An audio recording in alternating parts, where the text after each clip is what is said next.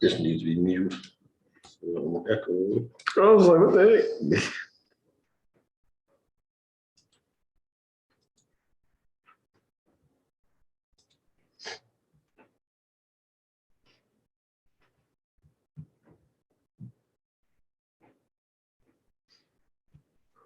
Let me let everybody know.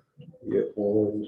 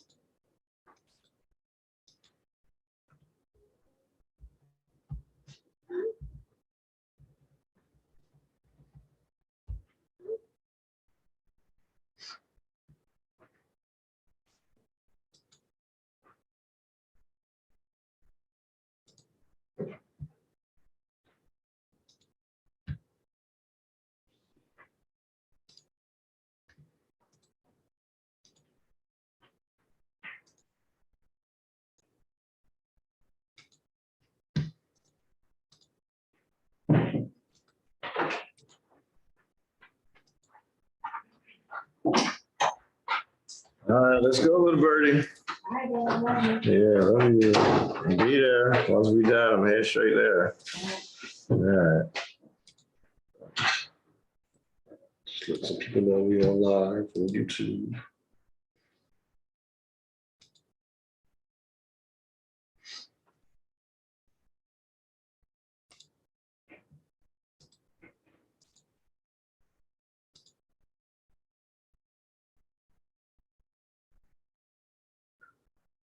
Oh man. Cool.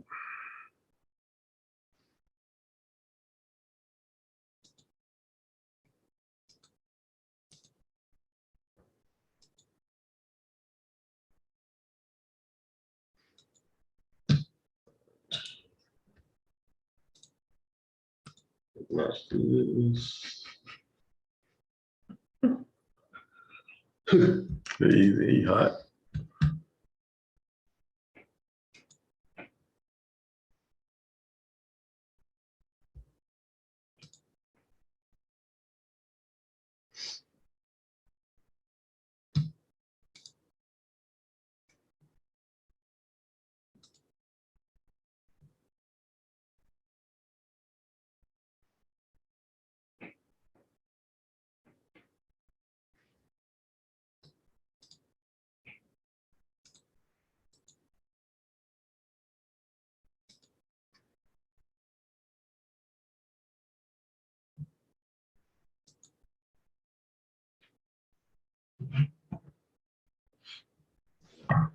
Ready.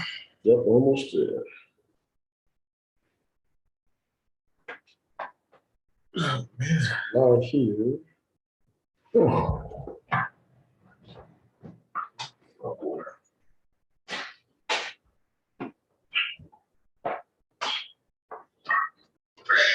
Yeah, almost there.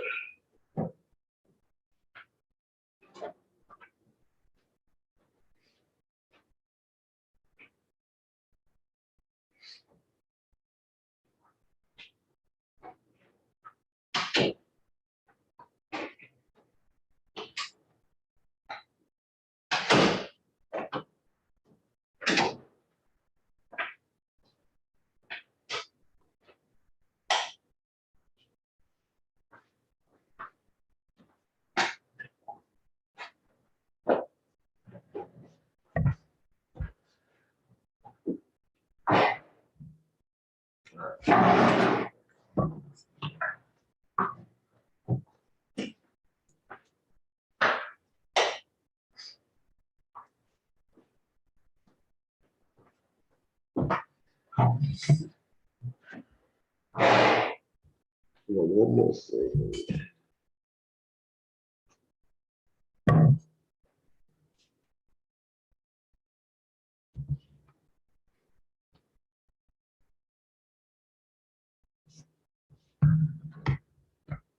What's our first topic? It's going to be, we start with Frontier and, Spirit. yeah.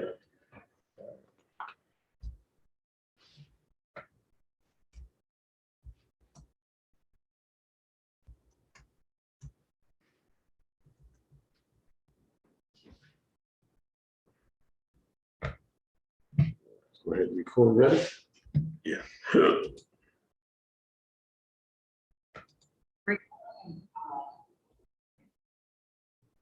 Check YouTube. Two people watching. That's good. All right, ready? Yeah, let's go.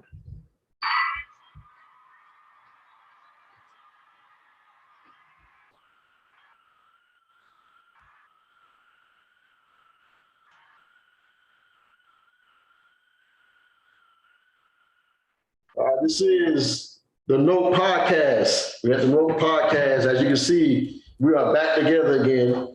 None of y'all seen us in two different states, but hey, we here. I'm in Texas. In the is it the great city of Dallas? Is it a great city? I haven't explored Dallas yet like that. Carrollton? Carrollton, Dallas area. It's same deal, same deal. All right, this is the Note Podcast. I'm Jay Davis. That's JB the General. Thanks for watching.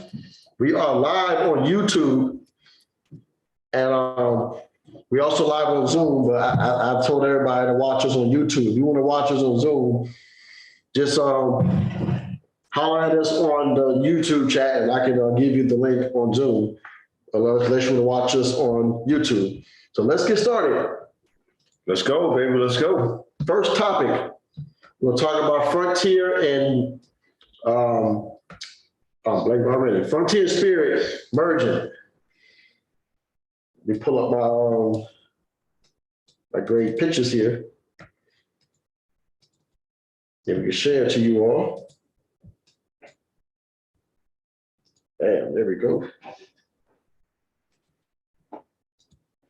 So Frontier and Spirit, Air Deal expands the Frankie Spears and with that's just something about Spirit and merging with Frontier Airlines. For those who don't know who Frontier Airlines are, they're a small company that does discounts to certain areas, but you fly out on their time and not your time. So what's your take on that? Man, I don't know much about Frontier at all. You know, I've flown Spirit. You know, I've always called Spirit like the flying city bus. Like Soul Plane. Yeah, like Soul Plane, you know, but worse. You know, I mean, seats was always cramped. A few years ago, they actually expanded a little bit of the leg room. So you had maybe a little tiny more leg room, but they were always like the cheapest, you know, flight to take, you know. Right. With Frontier, I've heard, you know, they kind of like Spirit were probably a little bit better, you know, as far as like cost, but inside, you know, they probably better. Spirit charged you for everything except for like peanuts and they charge you for that too. Like water or something. Other than that, they charge you everything. Yeah, you want this? Oh, it's extra charge. And you've flown Spirit before, right?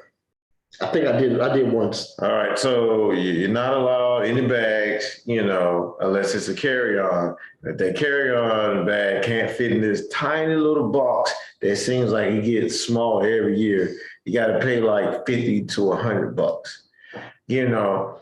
And so they're merging, man. I mean, hopefully this fares well, but I actually don't know how this fares well for, you know, the common, you know, the person that travels a lot. You know, are they going to raise their fare, or is it going to stay the same? I don't know. You know, hopefully it makes them better, though. I tell you that. Hopefully it makes Spirit a lot better, man, because, man, I will fly Spirit. That don't mean I like going. So here's what I pulled up here. Frontier Group Holdings plan a $2.9 billion purchase of Spirit Airlines, positions Bill Franklin, the self-proclaimed father of the ultra discounting, to expand his global network of carriers that offer bargain basement fares while maintaining a laser focus on low cost. And I'm not going to go on into the more of the story if you guys can see it there, but wow, 2.9 billion. Woo. And you'll see more of more business merging because of COVID. I'm trying to think off the top of my head all some other business that merged, but this is big right here. This is pretty big.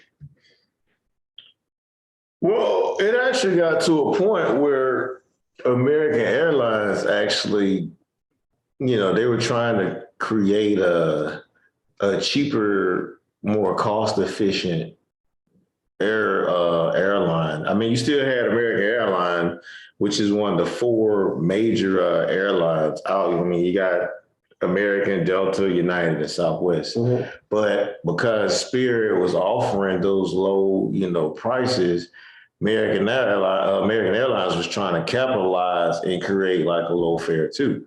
Because lately American has been, pretty cheap, a lot more reasonable than normal, so that's just how it is, so I mean, Spirit kind of forcing some of these other airlines, and now, you have them merging with Frontier. So now, hey, American and United, what y'all gonna do? And Southwest, I like Southwest. Southwest, yeah, I always fly Southwest. Yeah, Southwest has always had reasonable prices, so I mean, now United got to step up. I mean, these other airlines gonna have to step their game up, man. I don't see Delta stepping up. Delta's gonna be who they are. Nah, I mean, Delta, to me, they kind of cater to a certain, class. American Airlines does too, but at least American Airlines was like, hey, man, like, with everything going on, like, we kind of need to, lower, our, airfare, man, and do something to compete with, Spirit and Southwest is another cheap one, and now Frontier, so I mean, we'll see. Only time will tell. Yeah, we'll see what happens in the future. What we're going to have to pay. Only time will tell what we're going to have to pay. Not only that, what the service is going to be like. Is it going to be a terrible service, or is it going to be, top of the line service now that they merge? They got to get better. Spirit. Your Spirit, our Spirit overbooks. Yeah. Her service isn't that good, but like I said, I only flown Spirit once. Flying city bus, my man. Flying city bus? Flying city bus. All right, let's move on to the next topic. Many Republicans think the NFL does too much for Black players. That's wow. All right, so with this, I actually, last week we talked about Brian Flores, right? Suing the NFL because of lack of ethnicity, especially when it comes to Blacks as far as the coaching staff. I just, to me, how can Republicans basically say like, oh, we're tired of the treatment from that Blacks are getting? Like, I guess they're getting too much, they're being catered to, when the NFL is 75%. Right. It's 75% Black. So I don't understand how can you basically say like, oh, well, they're catering to Blacks too much. I mean, but how?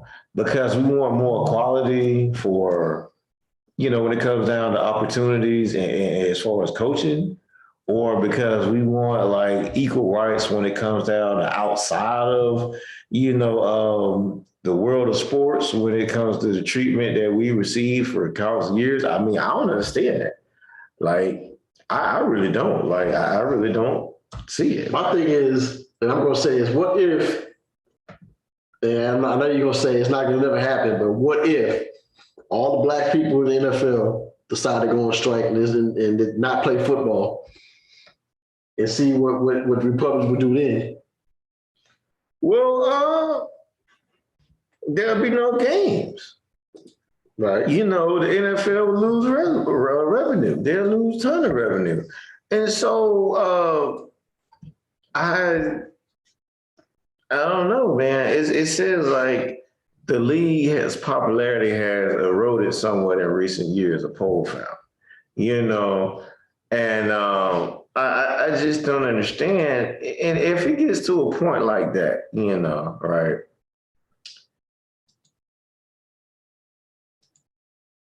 That means you kind of felt a certain type of way anyway.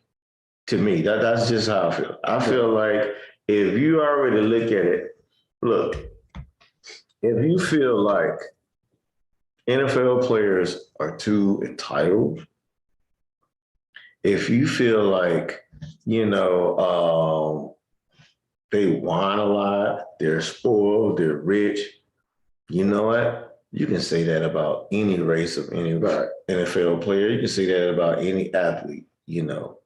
But if I'm trying to bring awareness to what's going on, both in and out of the NFL, then you, sir, have a problem. You have a problem, not with the NFL. You have a problem with the 75% of the people that's in the NFL. Oh, by the way, who happen to be black. Right. That's where the real problem lies. It doesn't lie with, you know, oh, they're rich and they're entitled and they're catered to. I mean, Joe Burrow just basically made a statement, you know, after he won the NFC championship. Somebody asked him, like, hey, man, is that chain real? Joe Burrow straight up and said, like, hey, I made too much money for it not to be.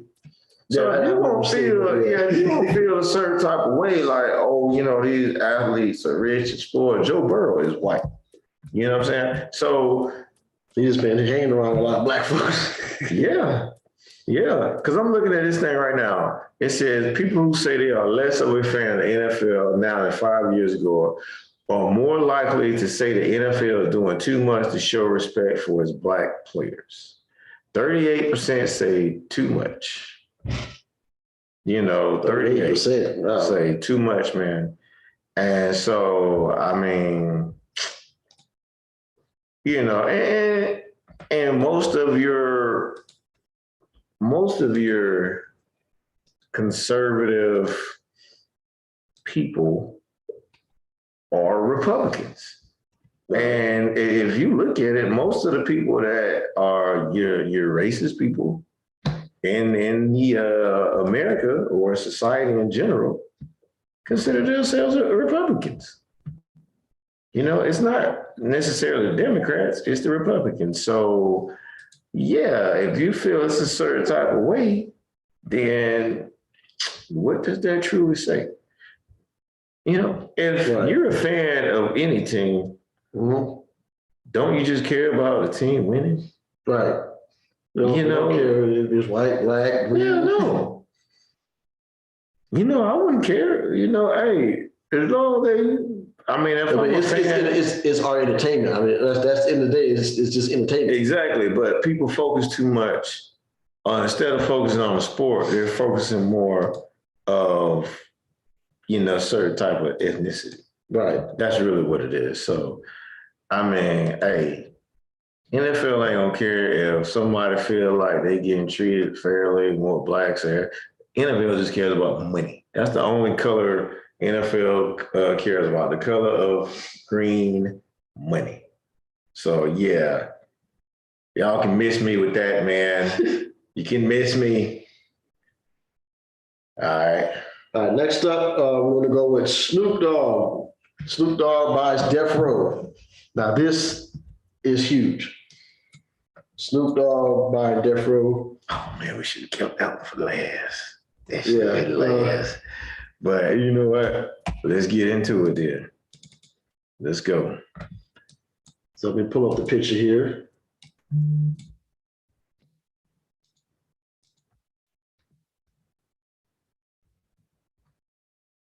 Here we go.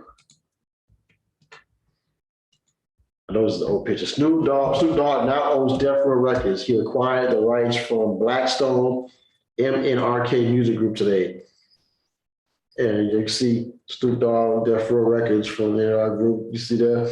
I mean, like I said, it's big. You're like, yeah, that's my fault. We should have kept it last, but we're talking about it now. It's crazy because I think, man, I don't know how long it's been since he left Death Row.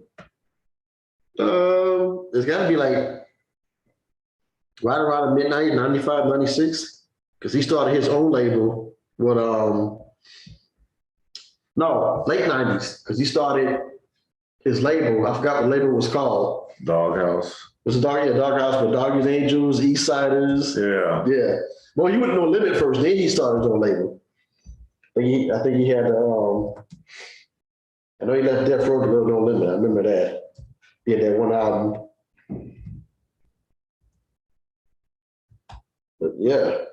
Well, you think about it, with Snoop, I'm actually happy because he actually left in 98. 98, so that happened like mid 98, so we go almost 25 years later. Yeah, that sounds about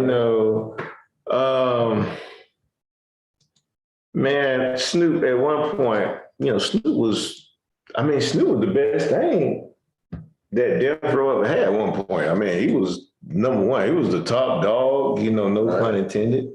He was the biggest artist, man, at one point on Death Row until Tupac came along, and Tupac kind of like pushed him to the side, as far as like big artists. But that's when Death Row was starting to, fall apart. Yeah, but if you think about Snoop, and if you also think about the history of Death Row, you think about at one point, Death Row probably was the biggest record company, as far as like, rap artists. Right. And America, only rivaled by like Bad Boy at the time, When No Limit was starting to come up. Well, they kind of, as Death Row was crumbling and once Big and Pac died, that's when No Limit kind of rose. But if you think about it, you just think about the catalog, that they had at one point. If there was a Rap Hall of Fame, you just think about everybody that Death Row had, Tupac, Snoop, Warren G, Dr. Dre. Nate, I think Nate Dogg was part of it. Yeah, Nate Dogg. Yeah. You had the Dogg Pound. You had Lady of Rage. You even had MC Hammer.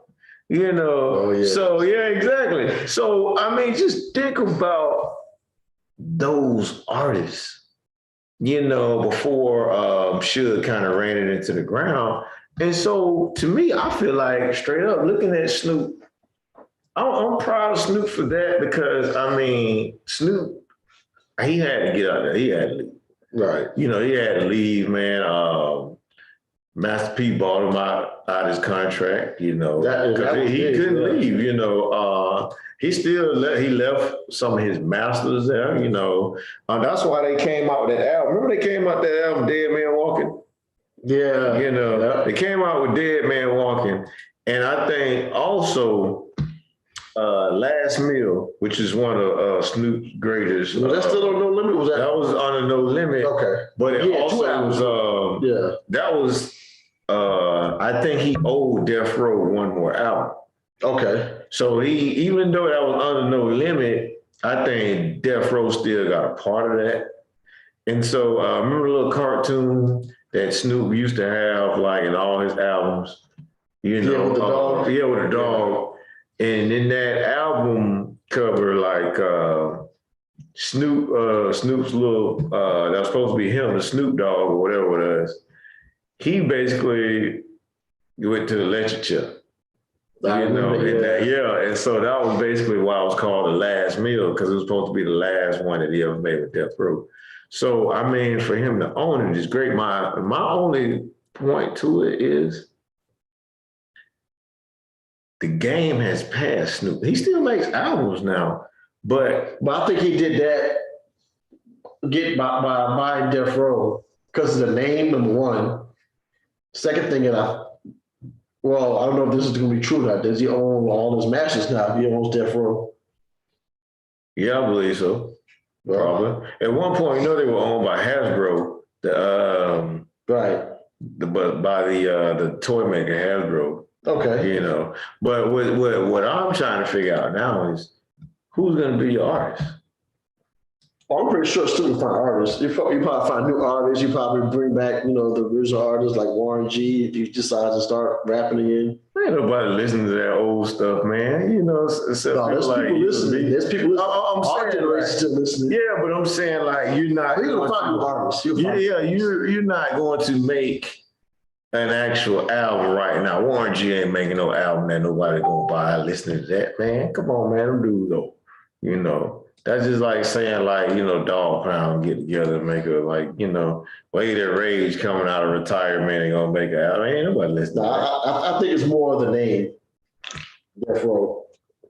Yeah, I'm saying like you got to get young artists, but it's just I'm just saying like you got to get young people in there. Oh yeah. If you just can't buy a label and say like, oh, I own this label, and you don't have any artists, because then the label gonna fold. Right. So you got to get some talent there. But I'm happy for Snoop, man. It's been a long time coming. If anybody deserves to own Death Row, it's definitely him. So, and it's a legacy thing. Right. Yeah. All right. Next topic. I just lost my list here. Here it is. I'll bring it back up. Next topic. We're going to talk about. Let's talk about the grocery issue. The groceries. No, we got rid of that one. Remember? We got rid of that one. We replaced it with the baby. Remember? Okay. Let's go with. Yeah, you're right. The baby gets an altercation with Delia's brother at the bowling alley. Yeah, Danny Lee. Danny. Yeah, I'm bad with the name. I'll pull up the video.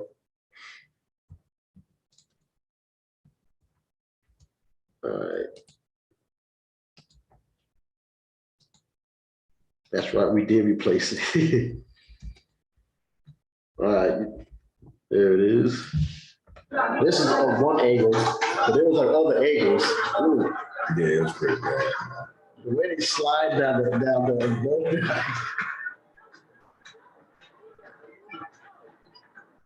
Yeah. All right. So, do you know what led to that? Actually, no, I know. What happened there? Okay, so the singer wasn't Dan Lee dating the baby? Yeah, well, she actually has a baby from the baby. Okay. And he went live on IG one day, basically.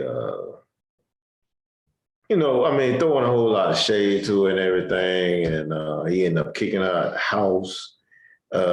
His house, I believe. How did I miss all that? Wow. Yeah. It was a lot going on, and so now the brother actually, I can't think his name right now. Brandon Bills. Yeah. Because Danny Lee is the baby mom of his youngest daughter. That's the one they had together. And the brother, Brandon Bills, I guess, told the baby, like, hey, man, when I see you, it's on site. Like, I guess, swinging you on site, whatever. That reminds me of another celebrity couple, Jalen Ramsey and yeah. Yeah, you got to see me. See, but, okay. So, I actually, when the baby pretty much was getting canceled, for the things that he was saying, I think it was last year. Last year sometime, right? I defended the baby. I felt like, he shouldn't be getting canceled for things that he said, if we're allowed to have our own opinions. Right. I can't defend the man on this. I can't. I can't defend him because, first of all, I have a problem with us as a people Right. already doing this to ourselves or putting ourselves out there like that as a people. You know, that's the first thing. Second thing is, okay, I understand. Like the dude said, okay, it's on site. I see you, whatever. You know, the baby he's a celebrity, right? You know, however you feel about him, he's a celebrity. Now, he does good music. I get that. So why put yourself in a situation like that? You know, and I know it's hard, like, you know, somebody talking trash, you know, but look, I understand the man, you know, the other guy, Brandon Bills, I understand that. Dude, you talking trash, you have two sisters, right? Yes. All right, I have one sister. So if you disrespect my sister, you know, I'm on you. You know what I'm saying? That's just how it is. You know, you're not going to talk trash about my sister. Mm-hmm. But as long as you don't put your hands on my sister, man, hopefully y'all can work that out. You know, it is what it is. Mm-hmm. So I don't, you know, I understand like his part. You disrespected his sister on Instagram, you kicked her out, you know, that's the mother of your daughter. Come on, man. Like, seriously, man. Like, hopefully y'all could have worked it out. But I have no respect for the baby because you swung on this man and you swung on him what all your people look around. Oh, now they slide down. You got your people, your security guard. This man is by himself. You know. Now, had he been armed or something, you know, I could understand, like, he had a gun, you know, but you got security around you, so that means your security is on, you know. So my thing is, they're around him, and I feel like, man, he pretty much let it go. You know, like, why would you let that go? You know, why would you not let that go? Is what I'm saying. Like, hey man, look, get him out of here. Look who you dealing with. Yeah, exactly. You know, I know me, I'm worth too much money. This is gonna be all on social media. Get him out of here. Sometimes, man, this generation, they don't care, man. It's like, you know what? I'm gonna do me. Man, that dude's like 30 years old. He got to be in his 30s, like either early 30s or, man, I mean, late 20s. Well, somewhat up in there. But, I mean, come on, dude. At some point, I mean, this dude can literally sue him for everything. Mm-hmm. You can say, hey, I feel threatened. Okay. It's one of him and like 8, 9 of y'all. Right. Did he have a gun? No, he didn't have a gun. Was it you by yourself? Nah, I wasn't by myself. Did he swing on you first? No, I swung on him. I mean, what is your comeback for that? What is your argument? Right. Something he said. Yeah, come on, dog. You got to do better. Do better. Yeah. I've always say this, do better. We got to be better. Words get to you. Yeah, we got to be better. But dang, man, we got to do better. I mean, that's just stupid. Nah, look. Nah, he would have put his hands on my sister, then yeah, all bets would have been off. Yeah. He would have tried to put his hands on me, all bets would have been off. You know, but outside of that, man, like, dude, brother, hey, man, get him out of here, man. You know, I don't want to deal with him, whatever. You know, and yeah, people might have said like, oh, the baby this and the baby that. I'd be like, oh, they're gonna defend the baby.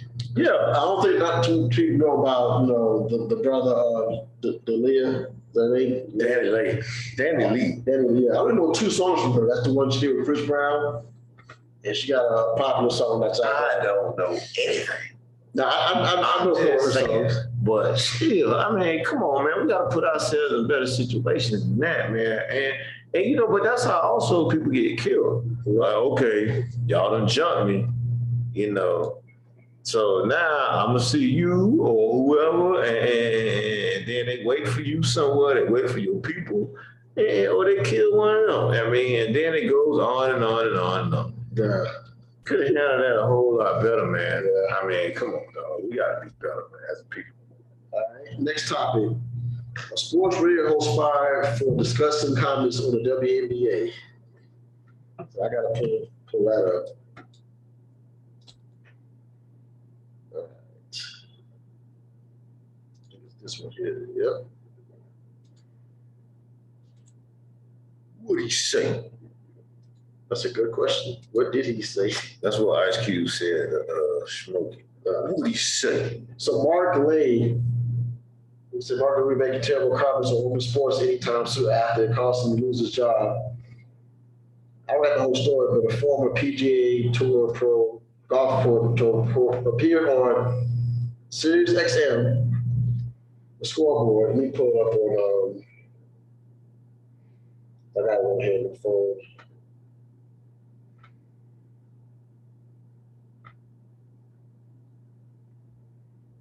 It might be on the other.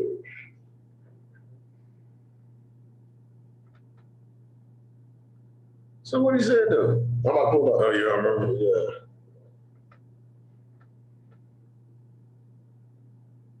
There we go. So, the former PGA Tour pro appeared on Sirius XM scoreboard where he started talking about how the LPGA is better than it was 10 years ago, but made a terrible choice when he compared it to WNBA by saying women's basketball make him want to shoot himself. So, do I need to go more on that? Yeah, go look. We know the LPGA tour to me is a completely different tour than it was 10 years ago. Like I said, you couldn't pay me to watch Rim. You couldn't, because I just couldn't relate to it all. It's kind of like, if you're a basketball player and I'm trash talking to anybody, please don't take it the wrong way, but I saw some highlights of ladies basketball.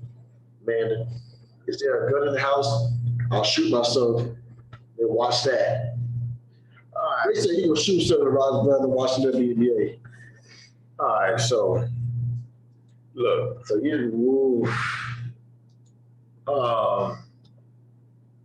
Do I watch WNBA? I do not. I used to work for the Timberwolves and the Lynx. The Lynx was in the summer and the Timberwolves was in the regular season. All right. So I do not watch their games. Mm-hmm. Have I ever watched some of their games? Yes, I have from time to time. I've watched women's college basketball from time to time. Some of those games are actually good. Look, if you're thinking that you're gonna get NBA action, you're not. No. Okay, there are only a handful of women that can dunk. So you're not going to see like high flying, acrobatic 360 dunks. You're not going to see like too many game winning 3-point shots. You're not going to see people cross people over. It's just fundamental. Yeah, exactly. You're not going to see women shooting shots from the low Steph Curry shots or Dame Lillard shots. I mean, that's just how it is, though. Right? Men are generally more athletic than women. But you know what? The women's basketball has come a long way. Oh, yeah. So for somebody to say, that, I mean, come on, dude. Like, there's certain things you can't say. Like, we said it on national, not even on national, but on Sirius XM, like a paid service. That's exactly what I'm talking about. Like, sometimes, man, like, you might want to say, so I teach my kids, like, if you feel like it's something you're about to say and it's stupid, think about it and just don't. Right? Just don't say it, man.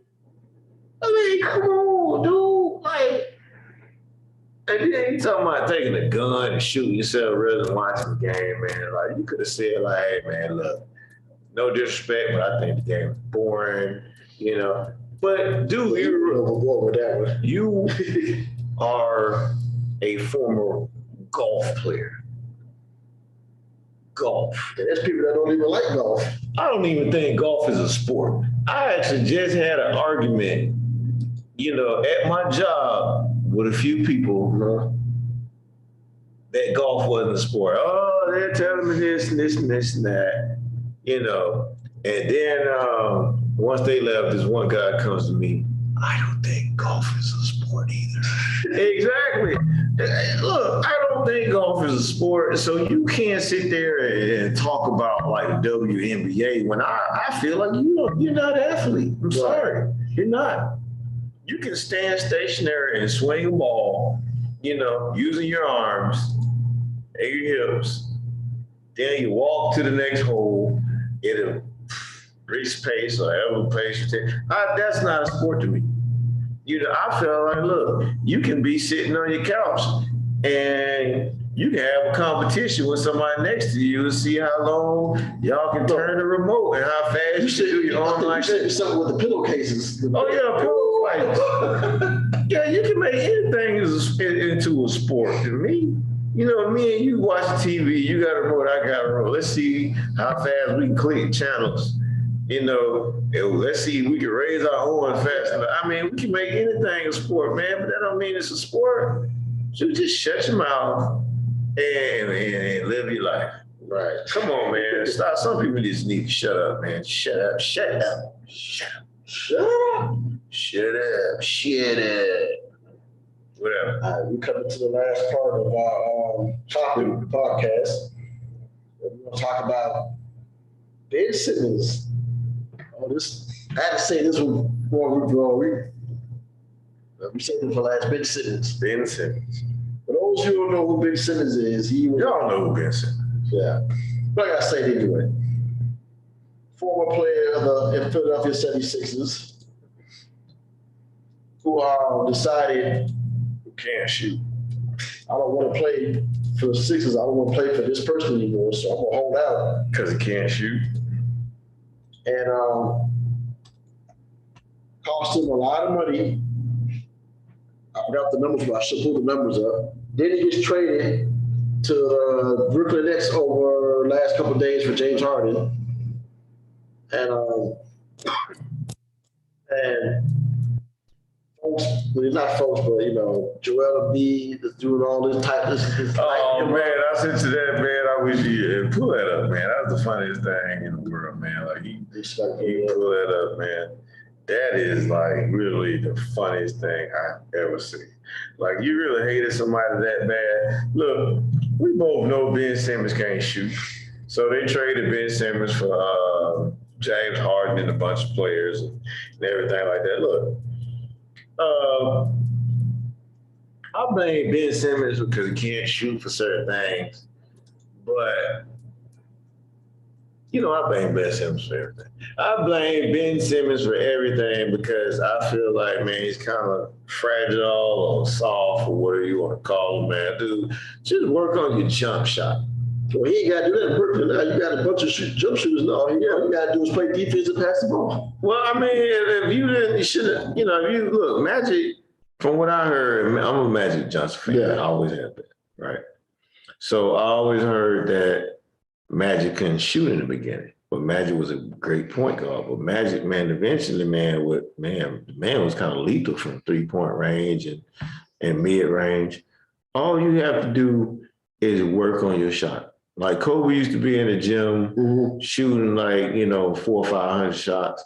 And, everybody can't be a Kobe, but you can at least get in the gym and do some things and try. Like, you know what I'm saying? Yeah. I mean, I don't see the point, man. Like, I mean, come on, man. Like, what was your boy that awful shot used to play for the Mavericks? You shoot like this. Oh, Sean Marion. Man, that was the ugliest shot I had. One of the ugliest, except for your boy from Florida, the Gators. I can't think his name off the top of my head either. But Sean Marion would shoot. Dude, this dude made the NBA and had one of the worst shots ever. So I look at it like this here, man. Dog, like, come on, man. Now Embiid didn't help the fact that, Embiid was extremely childish. You weren't able to pull it up. I wouldn't be able to put, I'm sorry. With it be, man, but Unless I can go to Instagram, but it's not what we're doing here. nah, it's cool, man. But it was just one of the funny things is so, I mean, But my thing is, part of it is this was fault, but I played the Sixers. Why would you bring a guy that's been playing like the power forward position all through high school and college, and then you bring him to Philadelphia, try to make him a point guard at 6'9". I see what they're trying to do. Magic did it and everything, but everybody ain't Magic. So you bring him at point guard, and then the fact that he couldn't shoot, but he could do everything else. So now you bring him to the Nets. I mean, I'm not sure what Steve Nash was going to do with him, but I wouldn't put him back at point guard. no, you can't. But the thing of it is, the man is only 25 years old. Yeah, he didn't even hit his prime yet. No, he's only 25, man. He's still. And like you said, it takes people time to build a jump shot. Yeah. Look, I do feel like, he kind of wasn't in the best situation, but I don't know if that was mainly him, or if it was the Sixers, but I just know like it was, I blame him for not trying to get better, when it comes down to it. But I mean, you see a lot of these players, man, like James Harden just proved it him. Like if they don't want to be in that organization, they just be like, all right, I'm just gonna do mediocre. Well, and on top of that, look, the man sat out, but he got money though. See, you and I can't afford it. Yeah, but he was losing money. He was losing a lot of money though. He's still worth a lot of money. Yeah. So he can afford to do that. I don't think either one of these teams, the Sixers or the Nets, are gonna make it to not to say they won't make it to the championship. I just don't see them winning anyway. Not this year. Golden State or Phoenix. And maybe not next year, but at this point, like, was it really worth it? Like, I mean, it was worth it because they had to get rid of the man. The Philadelphia gave him a lot. They gave him a 2027 draft pick, first round pick, next year's first round pick, Seth Curry, Drummond. There's like 4 of them. I don't know. Seth Curry, Drummond, Simmons, 3. And then 2 draft picks. That's a lot for James Harden, who's declining a little bit. It is a lot. Yeah, James Harden is definitely getting older and slower. He might not never win a championship, but I think he'll win. Well, I don't know. I don't know because like Joel Embiid has history of being injured. Harden, he says he's injured, but to me it's like, well, I pulled a hamstring, but it's fine. But I'm gonna sit a couple games out, or my hand hurts. I'm gonna sit a couple games out. He's like that. Yeah, I don't know. I mean, I wish both of them well. Both the organizations. But man, Ben Simmons got to get better, dog. You got to shoot. Well, I'm pretty sure. I mean, him being around Kevin Durant. I'm not gonna say Kyrie. Kevin Durant, maybe a couple more veterans could talk to him and be like, hey. I mean, you're around veterans now, so let's try to get you to be. Shoot the freaking ball, dog. You need to learn how to shoot. Stop beating around the bush and be like, dog, you need to learn how to shoot. You're trash. You know what I'm saying? He's trash now. I ain't gonna give him that. No, he's trash as far as taking shots. Yeah, but he can defend. Right? How you gonna be like right in front of the rim and then you be like, just kick it out like, I'm about to dunk for the day, and just pass? No, I think that's gonna change. Absolutely not. You're trash, dog. Your jump shot is trash, and until you prove me wrong, you're trash. But you're young, you can fix it. All right. Now we come to the 5 for the culture part. And this week's 5 for the culture, we're going to talk about Christine Hayden. Kristen Hayden. Christian Hayden. Yeah, my spelling is bad.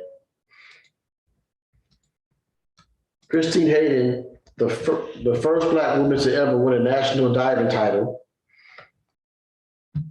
And I know I have another story here for her. And that's who she is there, as you can see.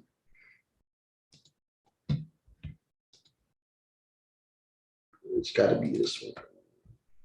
Yep.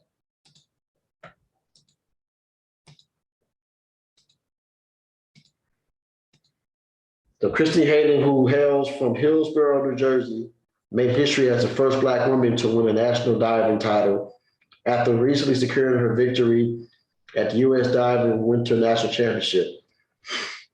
What's more is she is the first Black American to earn a bid of the World Championships. Hayden paired with Quinn Heiner for the mixed synchronized 3-meter springboard competition. The duo took the lead over a third dive and earned 7.5. Next two dives totaled a score of 286.86 points. Just 3 points ahead of their competitors, Carson Tyler and Fowler. Hayden is now the only Black divers to win U.S. titles, joining Mike Wright, who won the 1-meter springboard in 2012. So, what you think about that? Man, it's crazy because as a kid, when I used to watch the Olympics, I'm actually was disappointed in myself. I really haven't watched the Olympics this year. The diving was one of the things that I watch. Dude, I'm just keeping 100. I used to watch like gymnastics. I used to watch figure skating, skiing for the Winter Olympics, all kind of things, And so the high dive, man, was always crazy to me anyway, because it's like, dude, you so high up there, man. You ever seen how high they are? Yeah, they were high. Yeah. And so you don't remember in Broward, Florida, they had the Swimming Hall of Fame down in Fort Lauderdale? Yeah, I've never been there. Yeah, I've been there twice. And the thing about it is, when I watched the high dive, and I used to watch those dudes, men and women, and I used to watch them dive, and you see them do all these flips in the air, and then they used to be like real close to the diving board, See, I guarantee most people ain't gonna know who this dude is. Greg Louganis, dude was ended up catching AIDS, I think, because he was gay, so I think he caught AIDS. But the dude was one of the best that ever done it. And so I still remember, man, he dove real close and his head hit the back of the board. Because I used to always say to myself, like, man, how do you hit the back of the board? But for Kristen to do it, that's something I never saw. Right. I never saw any Black individuals when I was watching growing up that competed in these events. And it's a myth. It's always been a racist myth that Black people can't swim. Oh, yeah. I've heard that. It's always, now I ain't gonna lie, I'm one of them, I fall in that category. I can't swim, but hey, that's because I just never really, not gonna say it was my thing. I just never really learned, But for, us to kind of get into it as a people, it always just goes to show that when we put our minds to anything, we can accomplish it. Yeah. Because, that's an inspiration to the younger generation, that, Kristen Hayden did it, so now I can do it, And I love to see things like this, and always, because again, we always, if one can do it, it paves the way for another one, and another one. Then eventually, like, everybody does it. So even if you personally, even if you just learn how to swim from watching Kristen Hayden, doing a high dive, I mean, that's a huge accomplishment, right, for not only her, but for everybody that she's inspired. So my hat off to tip my hat to Kristen Hayden, man. So. And that's it. That's the podcast, episode 23. Glad to be in Dallas to do the podcast with you right next to me and everything. We'll be back next week. I'll be back in Tennessee. He's still here in Texas. I ain't going to one here. Yeah. Hopefully we'll do a couple more together. Yeah. But tune in. We out. We out, baby.